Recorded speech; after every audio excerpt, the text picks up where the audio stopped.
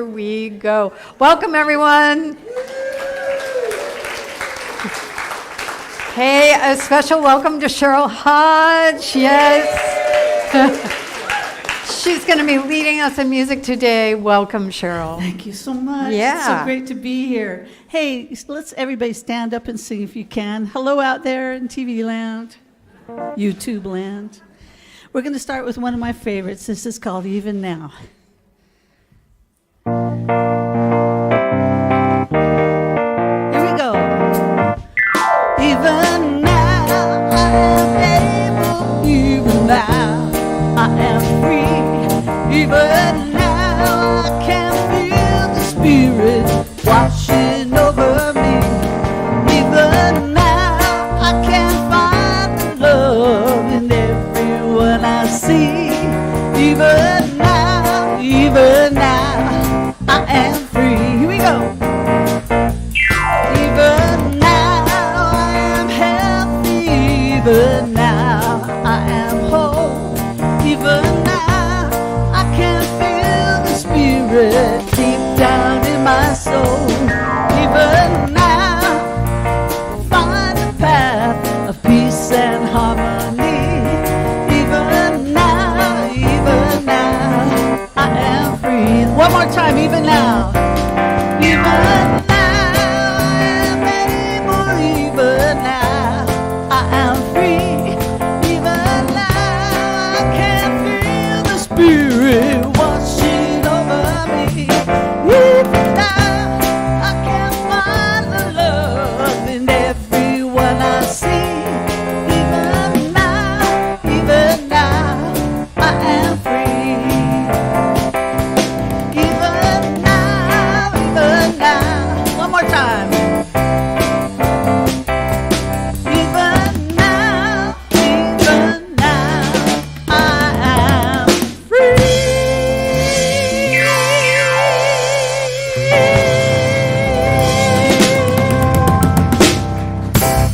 All right.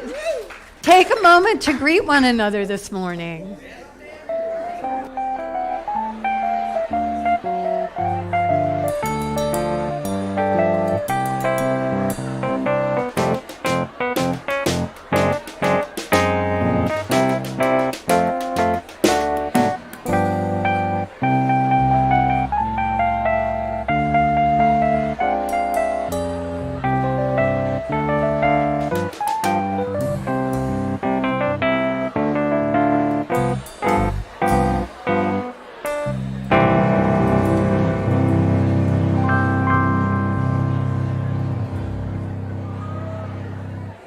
All right, everybody, can you join me in singing our next song? Let's all sing My Soul is Welcome Here.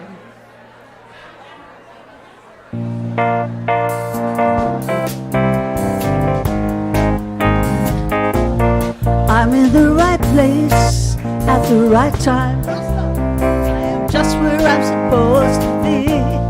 I'm in the right place at the right time. I am just where I'm supposed to be. I'm in the right place at the right time. I am just where I'm supposed to be. I'm in the right place at the right time. I am just where I'm supposed to be. Oh, my soul is welcome here. Oh, my soul is welcome here. I am getting the message loud and clear. My soul is welcome here.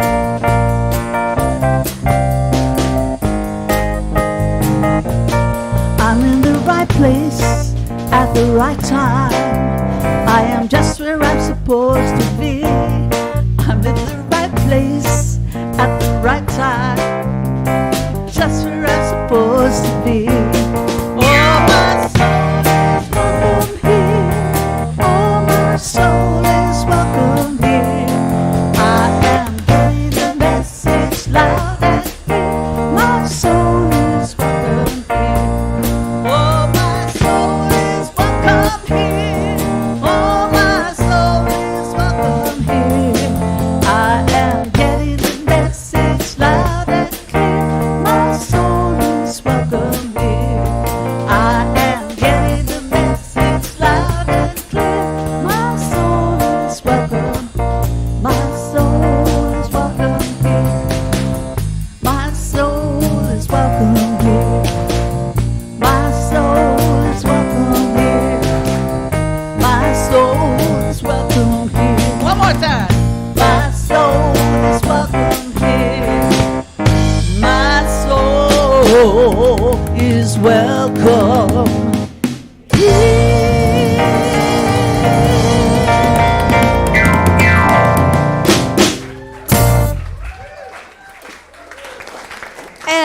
I would love to invite any of our children that are here today to come on up upstage. And we've got a wonderful teacher named Papa Joe here.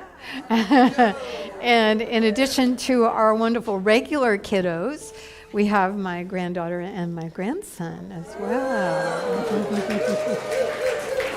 So we're going to sing you out to your classroom. And you can sit by Papa Joe if you want.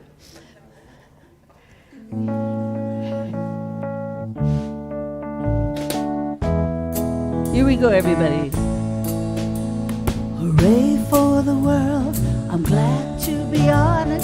Hooray for the world, I'm glad to be on it. Hooray for the world, it's a special place. Mother Nature and the human race. The world's got trees and bumblebees, rivers and lakes and the open seas, mountains and valleys and animals too, and the sun that shines. Hooray for the world, I'm glad to be on it. Hooray for the world, I'm glad to be on it. Hooray for the world, it's a special place. We got Mother Nature and human race. We got Mother Nature and human race. All right.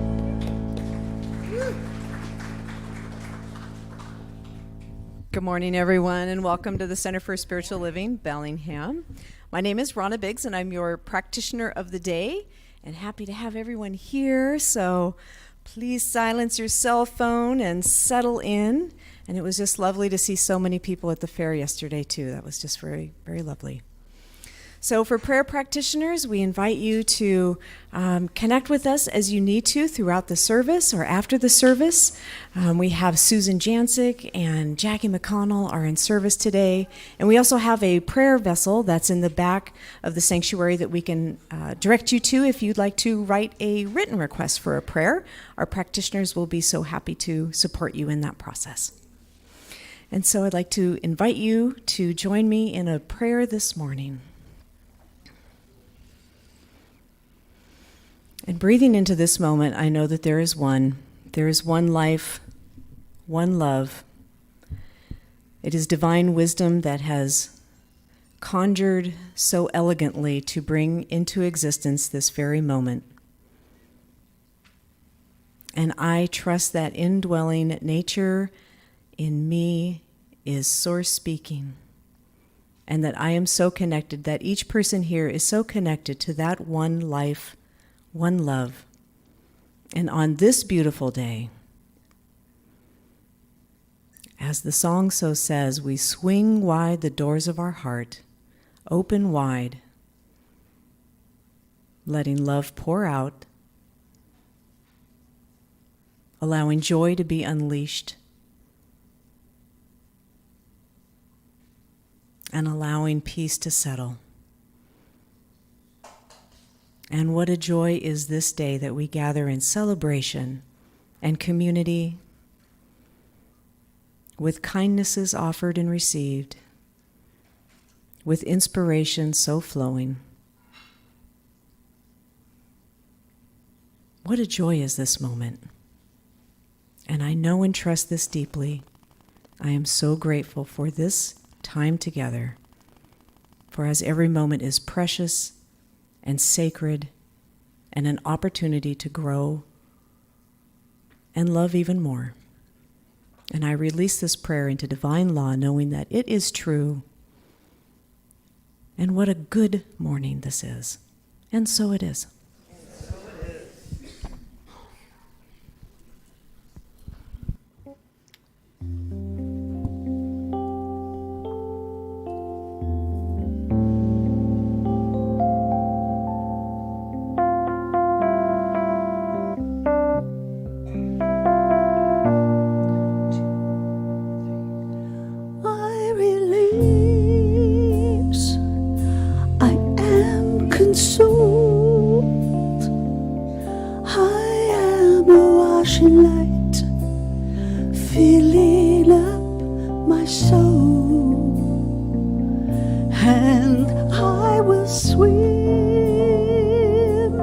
Silent time.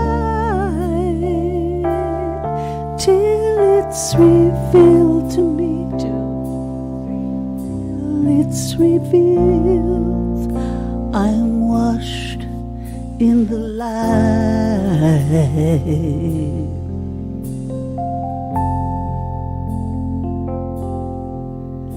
I see inside my soul. I pray I'll be made whole. In times of troubles, I pray for strength, and all at once I realize I'm free.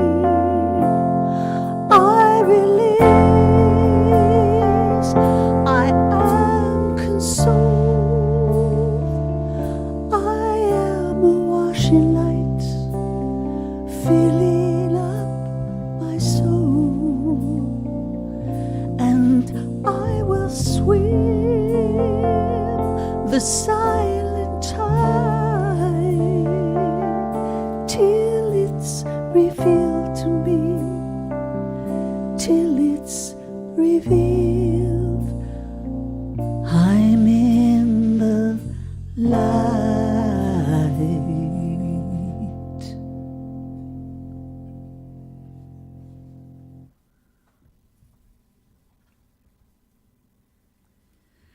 All right, so that is a track on my new album that I'm still waiting to finish.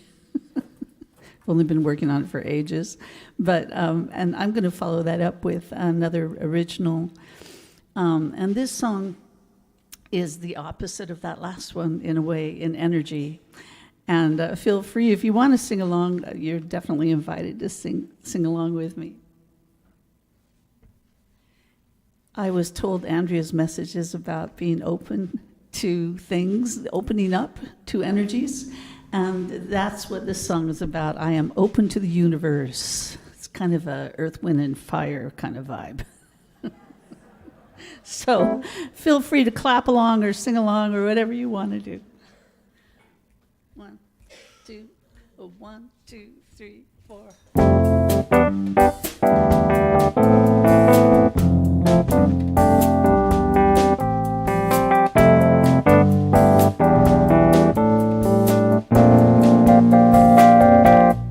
I am open to the universe.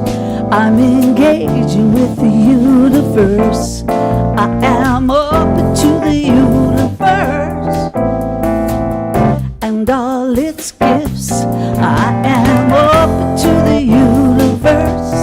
I'm engaging with the universe.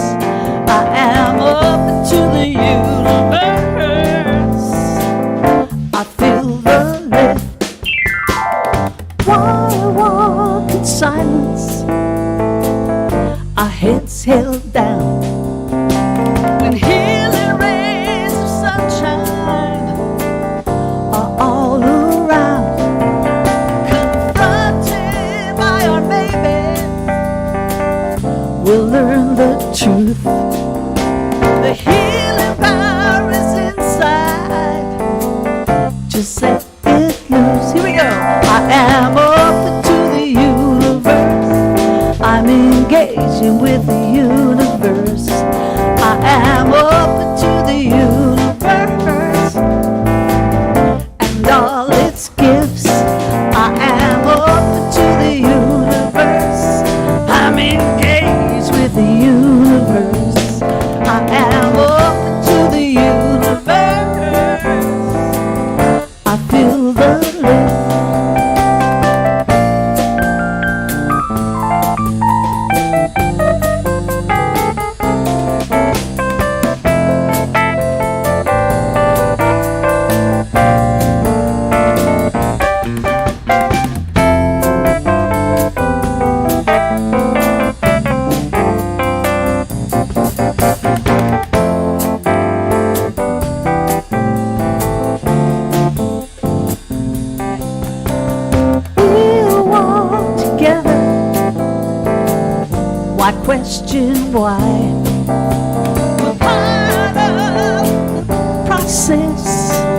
just like the tide. Regardless of stormy weather, we'll find our way. Walking and knowing, embrace today, 'cause I am open to the universe. I'm engaging with the universe. I am open to the universe.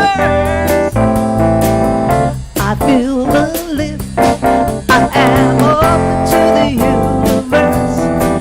I'm not dragged by the universe. I am open to the universe. I feel the lift. I feel the lift. I feel the lift. Thank you so much. Blessings, everybody. Thank you. Fun. So welcome again. And this is part of a series of talks called The Three Elements, which have to do with things we fear the most. Impermanence, that's probably the biggest one, which leads to dissatisfaction, which leads to feeling like we have to cling so that things won't leave. Back to impermanence, and there we go again. So I wanted to speak today about joy in the moment, which is the antidote to some of the three elements. And because I was really involved with the Mind, Body, Spirit Fair before it happened, and then yesterday all day, I'm a little tired. So I brought some of my friends, and I'll be sharing from my friends.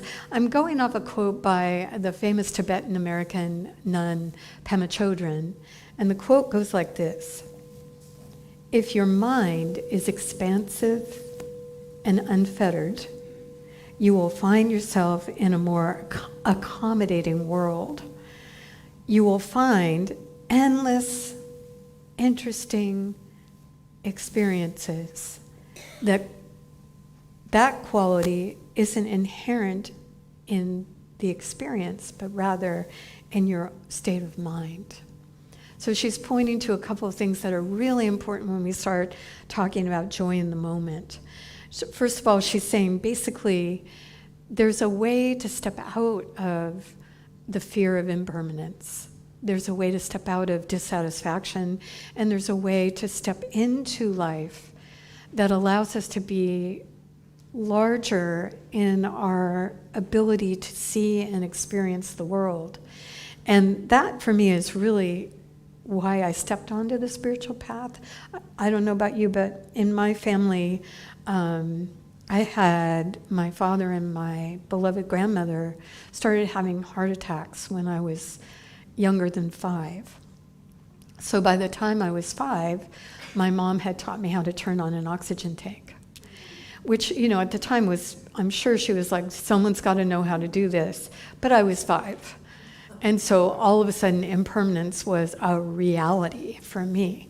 And so from then on, I think I started becoming very, very spiritual in an attempt to understand, well, if everything dies, I had a series of hamsters as well that were happening around the same time, and it took us a couple years to figure out that chocolate killed them. Yeah, well, now you know. Learn from my bitter experience. So impermanence was, even in my young life, a question mark. I like, why are we here if we're going to die? What's up with that, And so I started investigating that. Even as a young person, I started in the Episcopal Church, which, was lovely, but they didn't have the answers I was looking for.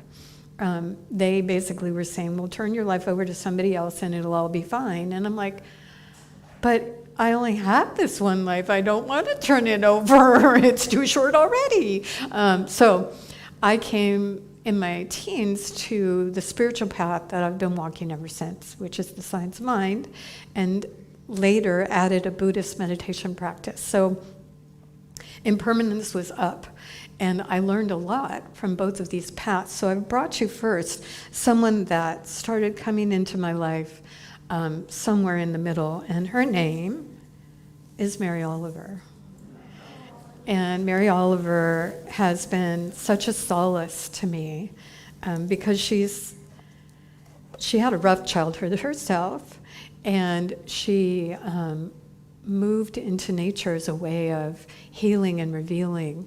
And so much of her poetry is about using nature or being in nature and what it can offer us. This one is called Don't Hesitate. If you suddenly and unexpectedly feel joy, don't hesitate. Give in to it. There are plenty of lives and whole towns destroyed or about to be. We are not wise and not very often kind, and much can never be redeemed. Still, life has some possibility left. Perhaps this is its way of fighting back, that sometimes something happens better than all the riches or power in the world. It could be anything, but very likely you notice it in the instant when love begins. Anyway, that's often the case. Anyway, whatever it is, don't be afraid of its plenty. Joy is not made to be a crumb. So really the topic I'm speaking to is how do we, in the midst of understanding that all things pass away and then are regenerated into newness, how do we walk in joy? And is that okay? I mean, I don't know about you, but I've certainly asked that question as well. Is it okay to be joyful when we know that people are dying in our own town, across the world, from all different kinds of violence and all kinds of different experiences? Is it okay to be joyful? And I have friends who say no, but I don't. Because I don't think, well, let me put it this way. When I was studying to be a therapist, I had a supervising therapist, and she said, well, what good is it if our client is face down in a ditch in the mud, if we dive in with them? She said, no, we have to stand on the bank, grab hold of their feet, and pull them out. And that's what joy is to me, is an antidote, a way of living in the world that helps not just the spirit of the one having joyfulness, but is spreadable. You can spread joy around, and it's like magic. Really, for me, it's like one person being joyful can lift a whole room sometimes. And so Mary Oliver's right. It's not meant to be this little tiny thing that we hoard, but rather that we spread around and give it out and allow it to be. One of the things that I learned in this journey of mine from sort of figuring out that impermanence was not something I could get out of, and apparently none of my hamsters either, was I started asking, well, if we die, and we die too soon, as Mary Oliver says in another poem, well, what's the point? What are we supposed to be doing here, you know? And Ernest Holmes, the founder of the science mind philosophy, I started studying him when I was 18, and he had an answer that all these years, so I've been in this teaching for a long time, almost 50 years. He said something that at 18 was such a solace, and it's continued to be something that I've thought a lot about. So this is what he says. We do not exist for the purpose of making an impression upon our environment. We do exist to express ourselves in and through our environment. And there's a big difference. We do not exist to leave a lasting impression, not at all. It's not necessary that we leave any impression. It's not necessary if we pass on tonight that anyone should remember that we have ever lived. All that means anything, and this is the line that caught me, all that means anything is that while we live, and wherever we go from here, we keep living. So in that short little paragraph, he's basically addressing one of the things that I think all sacred humans have to work with, which is, well, what's the point here? If we've only got a short span here, what are we supposed to be doing with it? There's lots of things people do. What he's suggesting is let go of the idea that somehow you have to leave a legacy, that you have to be remembered, that you have to do anything other than be in your life fully and live it with gusto. We live, bring yourself fully into your life, whatever it is, and allow yourself to fully give yourself into it. And I don't know about you, but for me, sometimes I don't do that.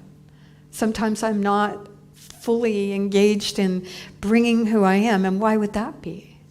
Well, one of the other elements is dissatisfaction. What that means basically is we can live our life in such a way, and I certainly have from time to time, thinking that it should be different. I'll give you an example that I realized fairly recently. So when I was growing up, my grandmother, the one with the heart attacks, lived upstairs from me 6 months of the year. And then she drove across country and lived with my cousins for 6 months. And because she was in my life for 6 months every year for a long, long, long time, I had a fixed idea. That's the third element, having a fixed idea of self. I had this fixed idea that that's the kind of grandmother I wanted to be. My grandmother didn't work. I mean, she worked, but she didn't work at a job and go away. She was there all the time. So when my grandkids started showing up, I was like, I need to be that grandmother. How can I be that grandmother? First of all, I don't live with them. Good news, bad news. Second of all, I work. I'm not around to make cookies at 10 o'clock in the morning. I'm not around to go on a nature walk and talk about plants. That's what my grandmother did a lot, taught me my love of nature. And so for years I've suffered because I couldn't be the grandmother that I thought I should be. And finally one day I went, I'm not her at all. It seems obvious now, but all these years I've wanted to be something that I couldn't be, that I'm not. I'm a cool grandma in other ways, but not in the ways that I was expecting myself to be. And so I was dissatisfied with how I was, and yet I was being the grandma I am. So when I realized that, all of a sudden a lot of the suffering that I was causing myself by having this fixed view dropped away. And this visit with my grandchildren was the first visit I've had since I had that realization. And I could just be me, Grandy, the grandmother I am. And I know I'm not the only one in this room that has ideas that cause suffering because of some fixed idea, some notion that somewhere along the line we picked up that we should be. I know I'm not. I know many of you have made your way out of the should into a new life. And grateful I am that you have done that. So living fully is encountering a lot of those shoulds and saying, is this really valid? If it's valid, then I need to move in integrity and be that. If it's something that's an old idea, a fixed notion that I have never been, and I cannot be, and I will not be, then how about if I let that go and live into who I really am fully? I know I'm like singing to the choir here. And yet it's a good reminder for all of us. If I could be caught in a notion of grandma, maybe you've got a few that you get caught in if you're not careful. So again, though, on the spiritual path, that's all good realization. Be who you really are. Discover who that is. And then allow the joy of your own expression to be what you do, what you are, and spread it around. But there's more. There's more for me. And that is, all right, that's great. You can't actually manufacture joy, but you can be present for it. And that's where this next part comes in, is, fundamentally, for me. I had to come to some sort of understanding that matched my own feeling of why am I here? And that's when I found John O'Donohue, my next friend. I'm bringing you a lot of my friends today. John O'Donohue was a priest for a number of years in Ireland, and that was not who he really was. So eventually he left the priesthood and went back to his family farm in Connemara and began to write. And he's written a number of books. I'm sure some of you have you read Anam Cara? How many? Yeah, a couple people. Incredible book. This is a book of his blessings called Benedictus. But in the back, he describes what I've come to on the spiritual path for, okay, well, why are we here? What is this about, actually? Which is an even more freeing understanding, and we all have to come to it in our own way. But he speaks to me of why I feel I'm here. He says there's a kindness that dwells deep down in things. It presides everywhere, often in the places we least expect it. The world can be harsh and negative, but if we remain generous and patient, kindness inevitably reveals itself. Despite all the darkness, human hope is based on the instinct that at the deepest level of reality, some intimate kindness holds sway. This is the heart of blessing. To believe in blessing is to believe that our being here, our very presence in the world, is itself the first gift, the primal blessing. As Rilke says, I don't speak German, but here you go. Hier zu sein ist zu viel. To be here is immense. To be here is immense. And that's what I came to eventually in my own wanderings on the path, was an understanding that without needing to frame it in any kind of rigid way, to be here is an immense opportunity. And as I began to kind of look at my own life in that way, it was like everything, you know those kaleidoscopes that you look through and you turn? It was like the kaleidoscope turned, and I could see the world in what Pema Chodron says. You will find yourself in a more accommodating world, a place that's endlessly interesting and alive. When I turn the kaleidoscope of my mind to a place of being fully present in the immensity of it all, I began to see the world in Technicolor, really, as a place of amazing aliveness everywhere I looked, even in the dark places. And I began to sense what our friend John was speaking to, that there is an innate, inherent presence, call it what you will, that is available all the time. He calls it kindness. And that when I am in this view, I can feel it and see it and experience it, and that's what brings joy. And so I began to work in the world in a different way. Some of you took a class from me called The Power of Awe. Have any of you read that book? Yeah. The Power of Awe has this very, very simple step-by-step process to open to joy. And the first step is to stop and breathe. And the second step is to breathe out and wait. And the third step is to really focus on what's in front of us. That's it. And the experience that the authors have had with their clients and people in their life is that if we can bring ourselves to this very moment and stop, you do know that a lot of times we don't. That even if our body is stopped, our mind has not stopped. So we stop, all of us. body, mind, and spirit. Breathe. And then open to what's there as we breathe out and wait. And whenever I remember to do that practice, something's there. Through the flowers, through the bird song, through other people, through the quiet. This morning I woke up really early to plan this talk before the little kids woke up.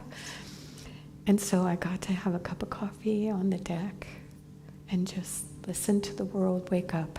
I felt like Mary Oliver. So that's what being present in this world can be, is this opportunity, this immense opportunity to live fully and to experience joy even in the midst of sorrow. So let me do a prayer for that, and then we'll move into the rest of our service. Join me in this knowing we do affirmative prayer in the first person, and I often swirl around and invite you into this prayer. I know that there truly is an innate, inherent, lively presence that inhabits all things, that has brought forward all things, and is dwelling within me, as me, and operating through me. This immensity is taking shape through my deeply held understanding, my willingness to be fully present. And so I open even more to being fully here, to allowing the immensity of being a sacred human wash through me, in me, and as me, opening me over and over again to the simple joy of planet Earth and all of her inhabitants. As I open, I am lifted and held and am blessed by the opportunity to have this very life, even when things are hard. And so I'm grateful, deeply grateful to be remembering this and living in it. And I invite you, if you too are living in it, opening to it, to simply say with me, and so it is. Thank you.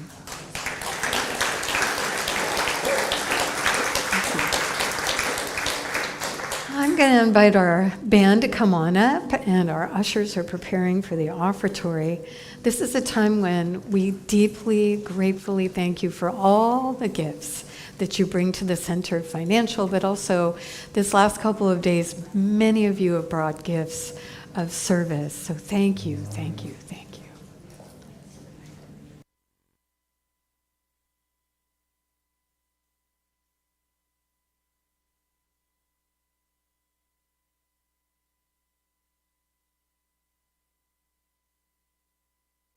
Oh, there we are.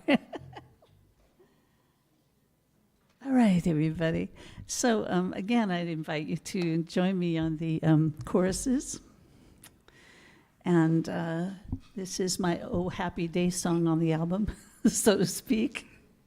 So feel free to clap and shout and let it all shake about. Thank you for that beautiful, beautiful message. I really needed that today. How do you always do that? Don't you feel that way? Like you walk in, how did she know that that was what I needed to hear? Wow. 1, 2, 3, 4.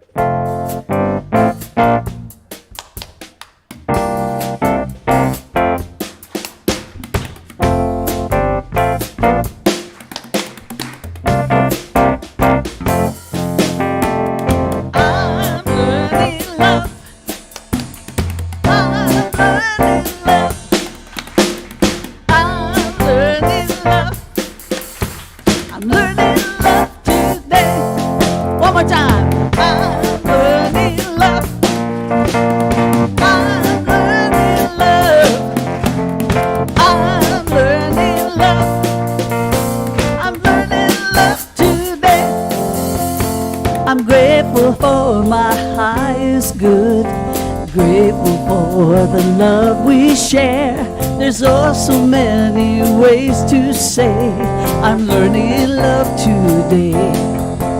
Our spirits shine just like the sun. There's plenty of love for everyone. There's also many ways to say I'm learning love today. Sing it loud. I'm learning love. I'm learning love. I'm learning love. I'm learning love today. And again, come on, sing it. I'm learning love. I'm learning love. I'm learning love. I'm learning love today. I'm grateful for the earth and sky, to see our spirit by and by. There's also many ways to say I'm learning love today. We're joining hands, we feel the strength. Our spirits never ever sink. There's also many ways to say we're learning love today. Here we go now.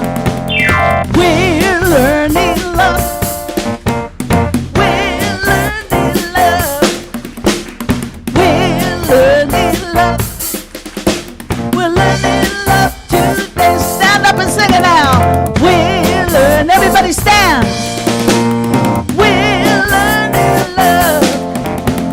We're learning. One more time. We're learning love. Here we go. We're learning love. We're learning love. We're learning love. We're learning love today. Thank you, everybody.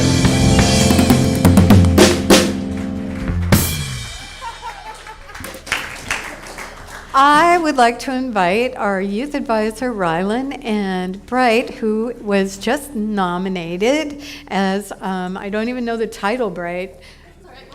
You'll handle it. They're going to tell you about their recent experience of going to summer camp that many of us contributed to their ability to go to.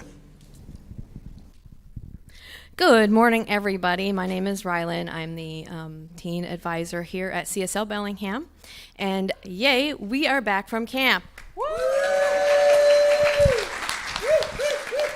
So thank you to all of you who helped support us in going to camp. And we'd like to tell you a little bit about it. First of all, I am wearing pink, which you never ever see me in pink. But these are the shirts for camp this year. Our theme was Finding Me Through Divinity. And these shirts were designed by the teen leadership, as well as the adult leader sweatshirts. The teen leadership is a very important part of camp. They put on and plan all of it with the support of some adult leaders. And we had a couple of teen leaders who had finished their terms, and there was some voting going on. That happens at every camp. Woo, we have a meeting. It's great. But the voting is all done by the teens for teen leadership. And the teens leaders then serve terms to plan winter and summer camps, design the shirts, pick out the theme, plan the music, plan the events, plan workshops, all of it. It's amazingly awesome. And I have seen some wonderful teen leaders while I've been going to camp. I've seen people grow into leadership. I've seen people who I never thought would step into leadership. And you all have seen me here for many years, from before my kiddo was born. My kiddo has grown up in this, and my kiddo is no longer a kiddo anymore. Turned 18 right before camp. And so if you've seen, sitting back there in the sound area, Bright has been in the youth program here since birth, basically. And I have seen Bright step into herself. And I was very surprised at camp when she said, I have to go to the teen leadership meeting because I want to run. And she has joined the teen leadership. We voted in 4 new teen leaders, so we have 6 now. We have Soleil and Taya, who are on their second year. And our new teen leaders are Rico, Bakari, Charles, and Bright. And Bright would like to say a couple words to you.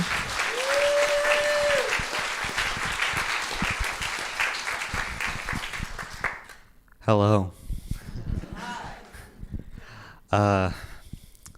Well, really, I'm just gonna be kind of just talking a little bit about camp, and also mentioning that I wouldn't be even standing up here and talking to you all without camp. Camp is a very supportive and just loving place, and honestly, I went into this summer camp thinking, oh, I'm aging out this summer camp. This is going to be my final year. It's kind of sad, but it's going to happen eventually. And then they mentioned the business meeting and they're voting in new leaders, and I'm like, do I want to go to that? Do I not? And I was 50-50. And then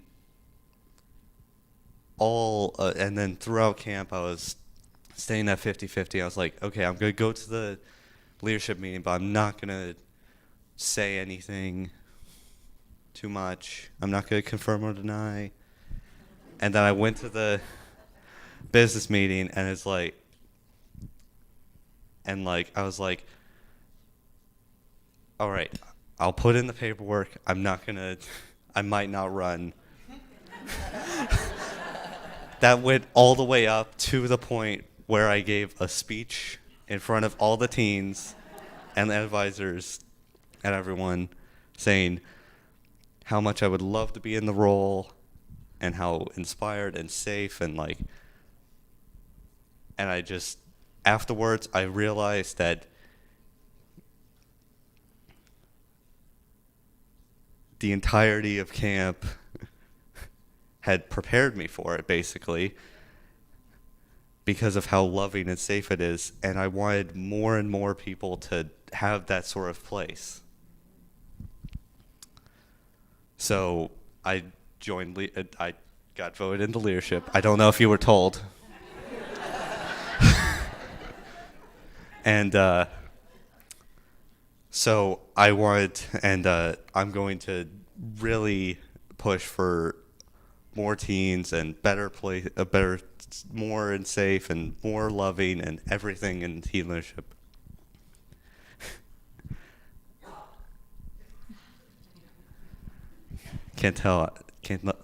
Don't know if you can tell I'm nervous. I'm still not used to this. But anyways, camp is just the most wonderful place, and it changes people for the most better. That's a word. And it's just so amazing and so inspiring. And also, this CSL Bellingham, I also wouldn't be up here without it, literally, because I wouldn't be raised in it. But also, there's all the people here and faces and how loving this community is amazing. And I also hope to be in it more as well. And I'm running out of things to say. So I think I'm going to just thank you all.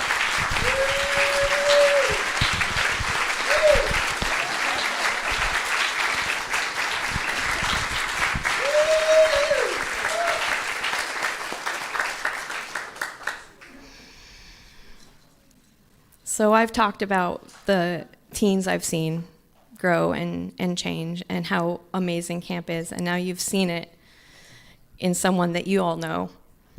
And I invite anyone who has a teen in their life, any teens that are here or any teens that are on our virtual audience, please reach out to us, let us know that you'd like to join. And we have online meetings, we have in-person meetings, we have regional camp in winter, we have summer camp in summer, and we do all sorts of fun activities. So please, if you know a teen, if you are a teen, or if you think you might want to help in other ways, reach out to us. The age is 13 to 18. And again, my name is Rylan. This is Bright, and we are happy to be a part of this community and a part of our global teen community. Thank you.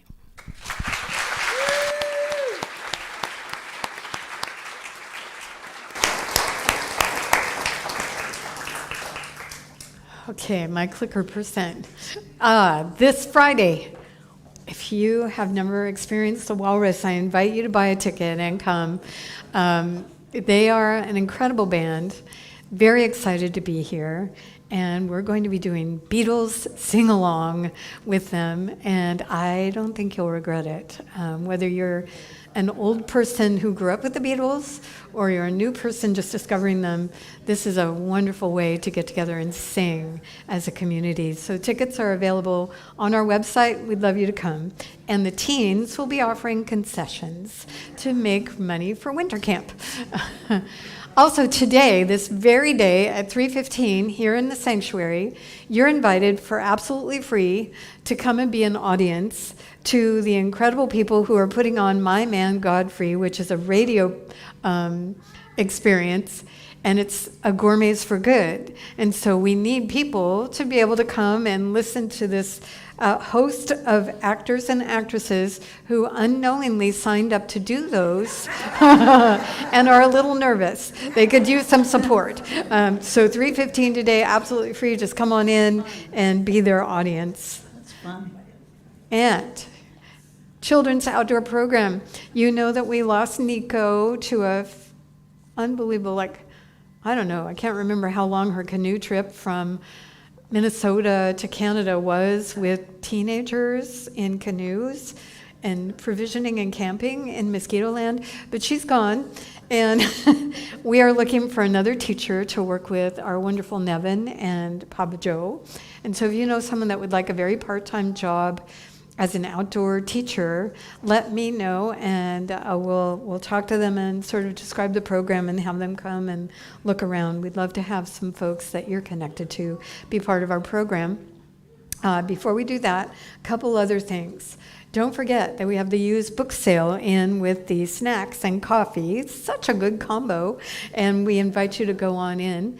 Also, our clicker today is Christine Griffin, who also is part of our board of directors, and she is offering Hebrew National hot dogs that they had an event using kosher hot dogs, but they didn't eat them all, and so they're in the refrigerator, right? And you're welcome to take them if you enjoy hot dogs. Please take them. Someone needs to eat them. Christine doesn't want to eat them. And let's see, one other thing. Let's see. I think I got it all. No. Okay, Clara. Oh, yes, of course. So, would you, anyone who was a vendor or a volunteer for the Mind, Body, Spirit Fair, please stand up.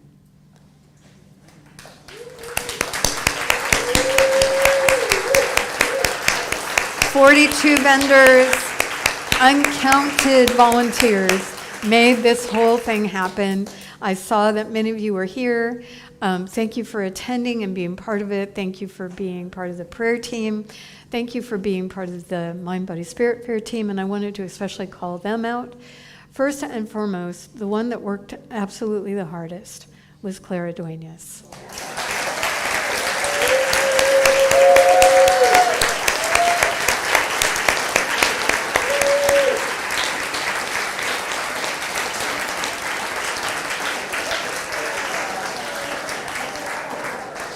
He doesn't like to be called out, but the second most hardworking person was Dougie Dahl.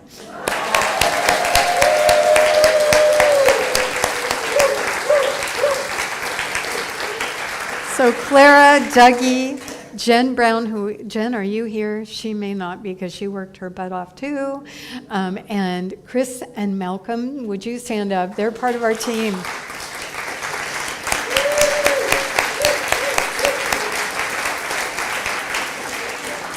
An amazing team this year. The one thing we can owe, and Susan and Sandy, thank you so much.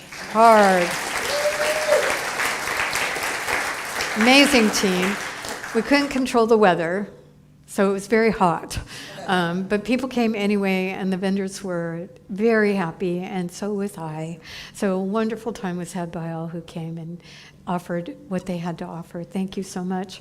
So right now, why don't we stand, if we're able, and sing our way into the used book sale.